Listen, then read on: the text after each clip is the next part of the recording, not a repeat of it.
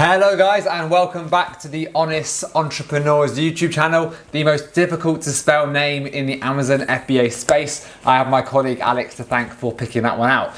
Today's video is gonna be a deep dive into a case study. We're actually gonna launch 2 new products, and I wanna take you guys from the conception to the listing creation to eventually the launch in January. Today is one video in a 3-part mini-series that we're gonna do, documenting the whole process from start to finish. Before we start, please do like and subscribe to these videos. It will really help us to grow the community. Leave a comment below with any opinions or any questions that you guys have, and let's build this thing out together. Okay, I'm gonna dive into my computer now and work through the first part of this 3-part series. Okay, we're now inside my computer at this ridiculous graphic that I thought was nice and apt for this video. To begin with, we're going to look at product research.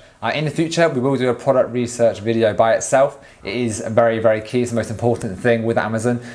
We will touch on just the kind of main aspects of it today. The key point is data. Every decision you make should be data driven. You want to be finding the demand, you want to fill that demand and sell your product. Brandon Young is probably the best person, guru kind of in this space at this. We took his 4-hour masterclass last year, which he was selling. He's now condensed that to a 30-minute video, which is free on YouTube. We'll put that in the link below. It's very, very unlikely that you're gonna sit at home and just think of a product off the cuff that ticks all the boxes and is viable to sell on Amazon. You're much better off using proper data analysis, looking at the competition in the market, using their data to help you make a kind of a smart decision on what to go for. Using those techniques, we found a product earlier this year that we launched in August. We are now up to, well, the last 30 days, for example, we are on, if you can see that there, so $10,600. That one's still growing, and we actually are going to build out a brand now around this product. If you have already launched and building out a brand to sell in the future is your plan, you haven't always got to kind of look for fresh ideas every time. You can let Amazon do that for you. So you want to reverse engineer the process, look at products related to your product on your page, and most importantly, I'd say, look at the frequently bought together. One of the products that we're going to launch out of these 2 is one that just kept popping up all the time. For us, we just thought, why is this other kind of competitor of ours? They're making money off our listing. That should be us. We can double up there and tick both the boxes and have both products under our name. So with that information at hand, having that product that we knew we wanted to look for and source, we started with that, and that has actually now expanded out to 3 products. We're calling it 2 because we're actually going to sell 2 products as a set. So we've got a set, which is a small oversize, and then we've got another product on the side as well. So at this point, are looking to sourcing. Sourcing is obviously, again, very, very important. You can take the traditional route of Alibaba. I'd say probably 99% of Amazon sellers tend to go there. Another one to look at is 1688.com. That's essentially the same, but everything is in Chinese. You can translate it quite easily. It's quite a good website to go on just to check that you're not getting ripped off with your quotes. You'll often find that prices, there can be a bit of a disparity. So perhaps you can, if you do find that is the case, then you can go back to your Alibaba contact with that information and use that to kind of drive down the price. If you have found a product and you see dozens of suppliers selling that product, maybe rethink it. And the reason I say that is that could very well be quite a saturated market. Even if Amazon isn't showing it as being saturated just yet, I'd just be hesitant with that and do the numbers again. Maybe be a bit more patient and wait a couple of weeks and see if any more people pop up on Amazon selling that product.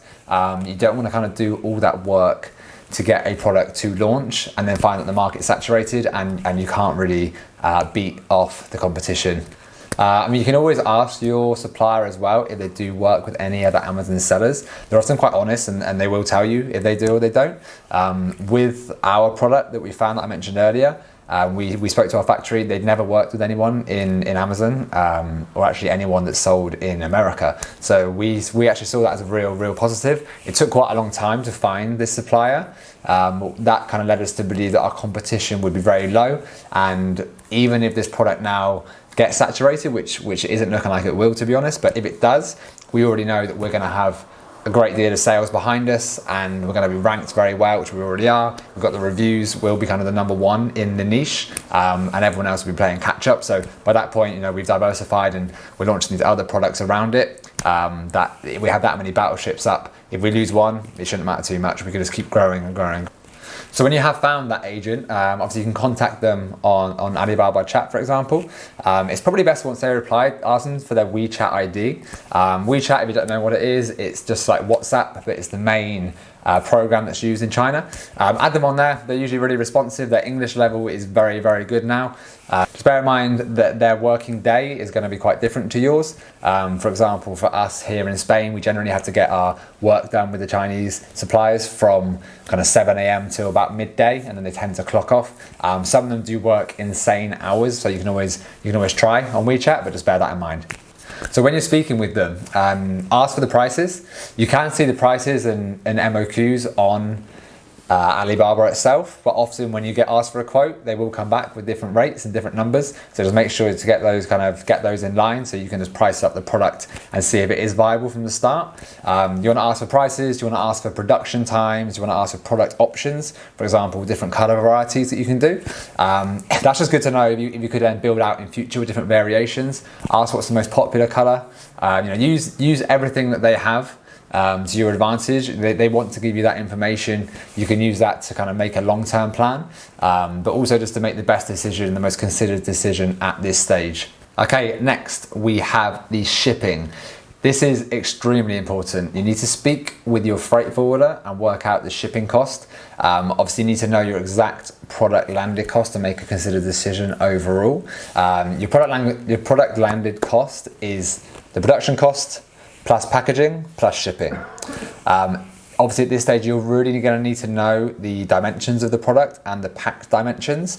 If you fall from kind of large standard size up into small oversize, for example, you're going to have quite a big difference in the Amazon fees and also the shipping fees as well.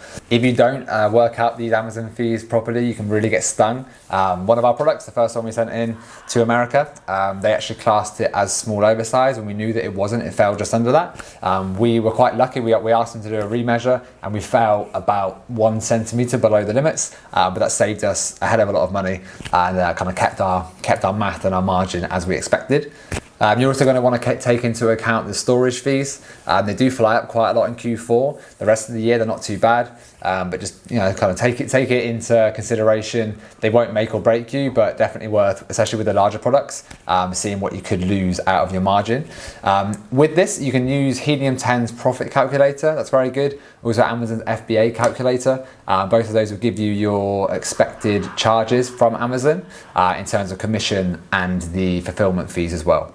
So you need to remember, when pricing up products, you need to aim for a gross margin of at least 30% and a return on investment. You want a minimum of 100, ideally 150% for return on investment. The reason you need a kind of a higher margin, there will be unexpected costs that crop up.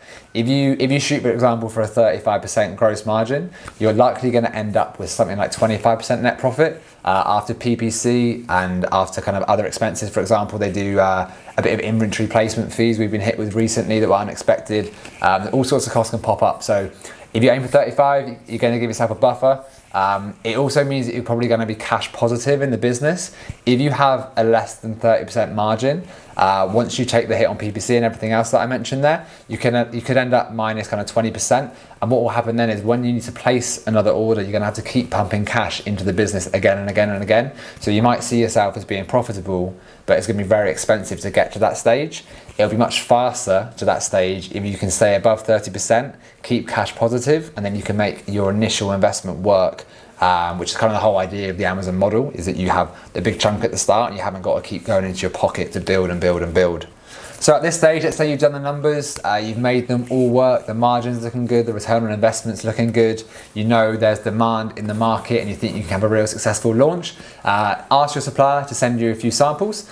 With the samples, if you're looking at a couple of products, obviously ask them to put them together. It can be quite expensive to send products from China just for a sample. So generally, they'll throw in the actual product itself will be for free, or they might knock it off your future order. They might ask you to cover the shipping.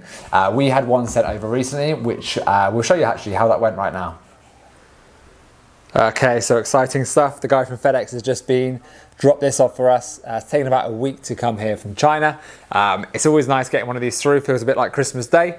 As you can see, fairly large box. We actually have gone for a small oversize in this potential product. So we're going to open it up, see how it looks. Okay, so time to open the sample. We have it here. We can do a live unboxing. I was looking on YouTube today. It seems to be a massive market to watch people open things. So, fill your boots with this.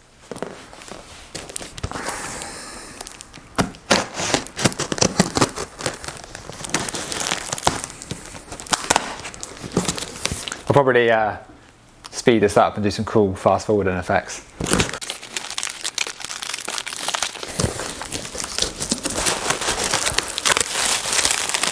Wow. Obviously I can't show you this part because honest entrepreneurs, but secret products. Editing's getting better, isn't it? As we go on, I'm learning. All right, so you can see there, we actually have gone for a small oversized product, which is not really what we'd planned, but we realized in the niche that we're in, there is demand for this particular product. We had them sent over. We had a bit of a kind of a wobble with it where we'd priced it up.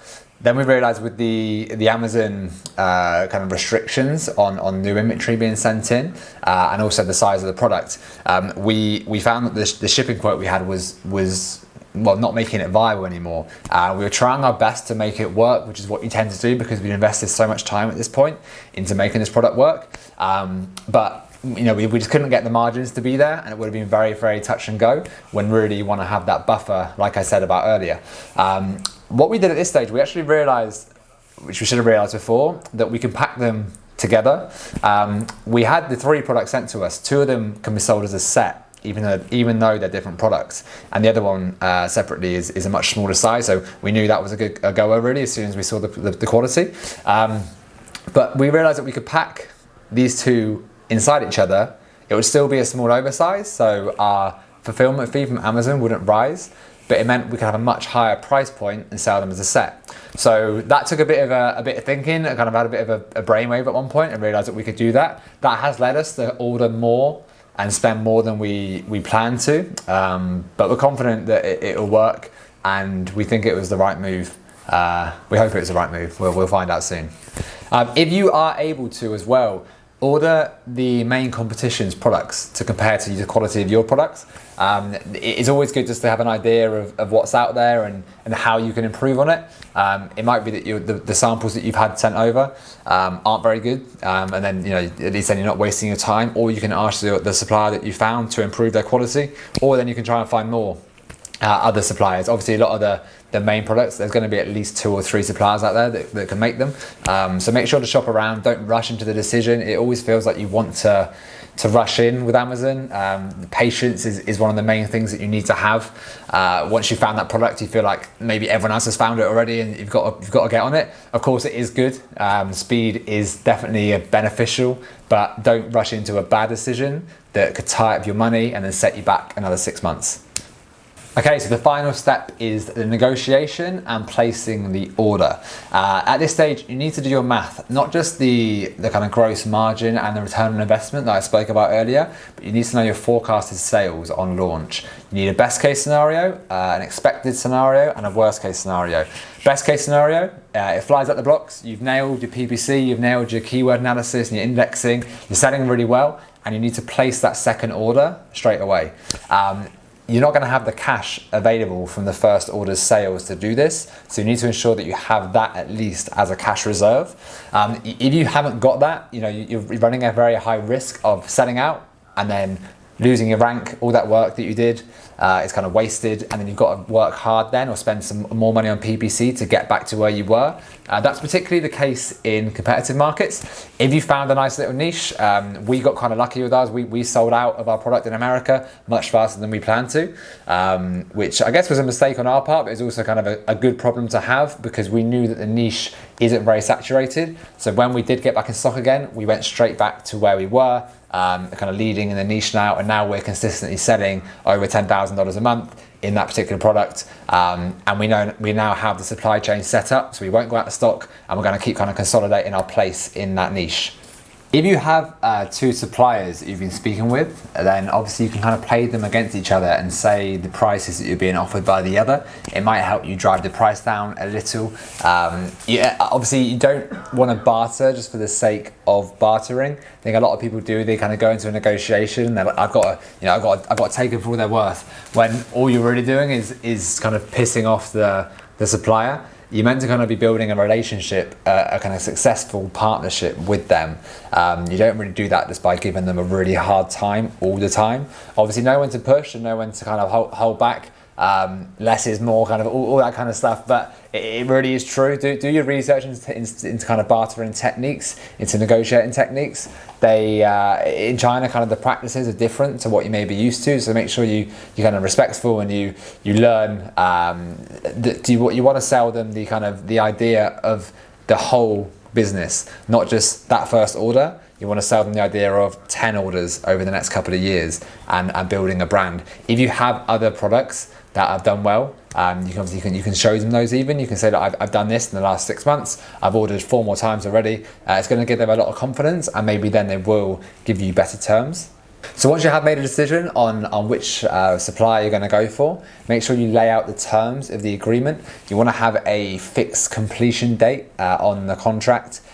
Some people are very, very strict with this. What you can do if you want is put a clause in there whereby if they are late with the production, you get a discount per day that they go past this date. Obviously, judge each situation independently. If you feel like that could kind of scarper the relationship, then maybe best not to do it, but you want to definitely ensure that you are protected and they are going to deliver on their end of the deal. And then what you need to get is a purchase agreement. From that, they'll send you a contract. You want it to be stamped and signed. You want to make sure everything is correct. Really make sure everything is correct. Every little detail is written down. Don't presume anything. Don't imagine that they know kind of every thought you have. It's best to be overcautious and just put down every single detail of the order, down to the colour, the number, the material that's used, the packaging size, the packaging quality, the material that the box will be in for the packaging. All these details are very important, and they can kind of mess up for you if ignored. So that's where we are now. We actually just made that order about 2 weeks ago. I think we made the order. That's in production, and we're looking to launch them in January, so in Q1. They're not really seasonal products, so we weren't too bothered about getting there for Q4, and we knew kind of the drama and the extra kind of costs incurred for launching in Q4. It's not kind of a great time.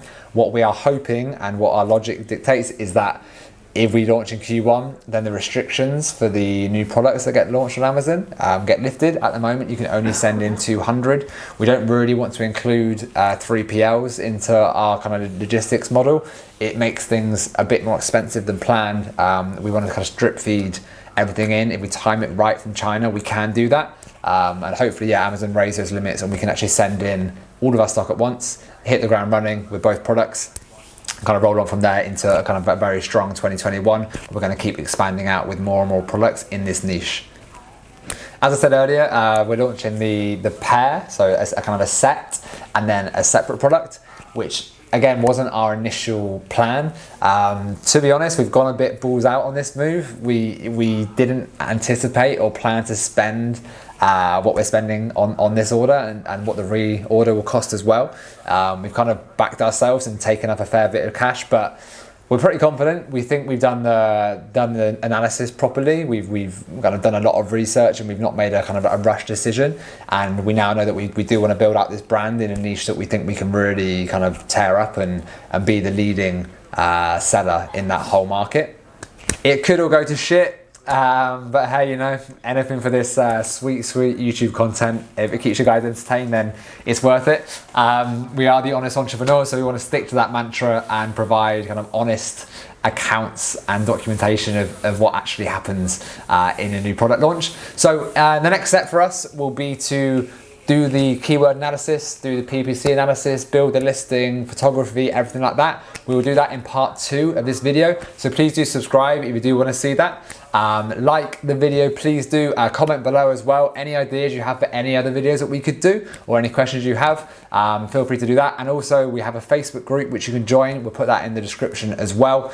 Please tell your friends, anyone who's interested in Amazon FBA. We'd love to speak about it. We find it really interesting. We want to document this journey to 100K a month by next year. These two products should help us really get there. So thank you, and we'll catch you next time.